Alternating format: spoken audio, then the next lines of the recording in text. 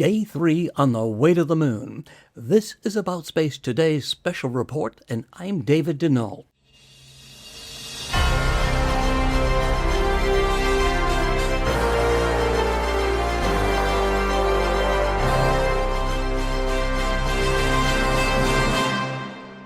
Yesterday was Day 3 for the crew of Artemis II, and their schedule today was a bit more relaxed with time to finally call home and talk with the family.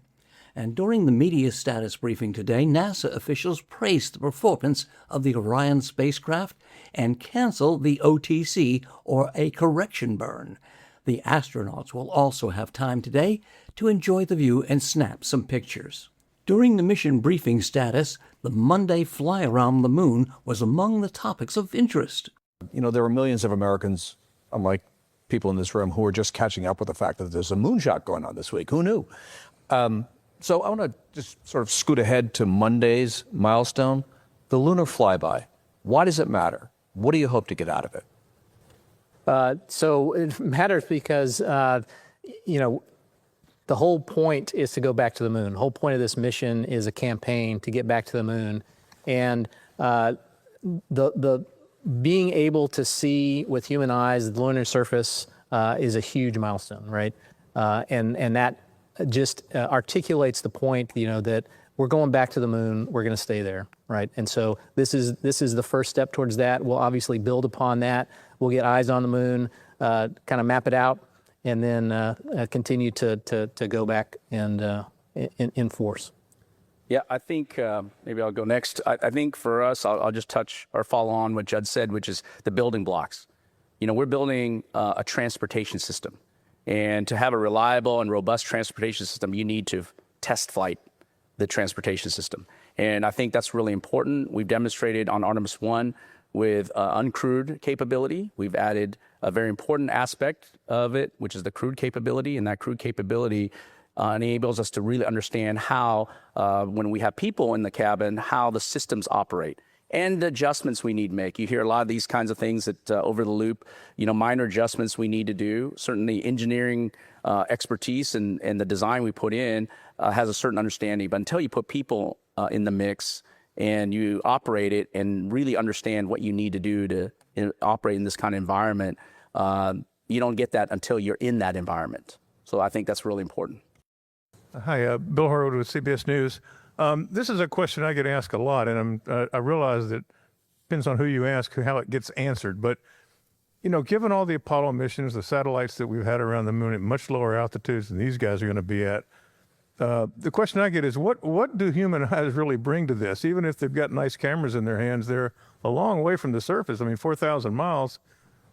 What is this bringing that we don't already have from satellites and past missions? And I'm not saying that as a devil's advocate. I'm curious how you frame that in terms of the priorities of the mission. So my understanding, talking with the scientists, is that your eyes, the human eyes, can resolve details much better than taking a picture and then looking at the picture, even with a telephoto lens.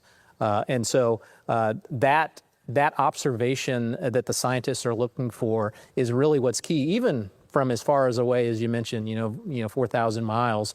There are still things that the human eye can pick up with granularity that are important to the science community. Now, I can't talk about what those specific things that the science community is looking for, but that's my understanding. Okay, we'll head back over to our phone bridge. Our next question is from David Denault with About Space Today News. Go ahead. I'd like to do a follow-up regarding the cabin temperatures. Has NASA determined a desired temperature and a desired humidity? And is there any relationship to that with the carbon dioxide? As far as the desired cabin temperature, that is up to crew discretion, right? And so we're simply going off of what feels best to them as a consensus for the 4 members of the crew members. And humidity, we have to have some amount of humidity. I think we mentioned earlier for the carbon dioxide, we don't want it to be Arizona dry, I think is the term to use. We certainly want, but obviously the crew doesn't want it to be Houston humid either. That's about right. Yeah, about 70s and about 25%, somewhere around there. Yep. Yep, they're comfortable. Continue to check for About Space Today's special reports on the Artemis II mission. And you can see all of our reports on our Facebook page, aboutspace.today. And if you like our reports, click like, follow, and hit that subscribe button. And to all our listeners around the globe and here in the U.S., thanks for taking time from your home or from where you work to listen today. I'm David Denault.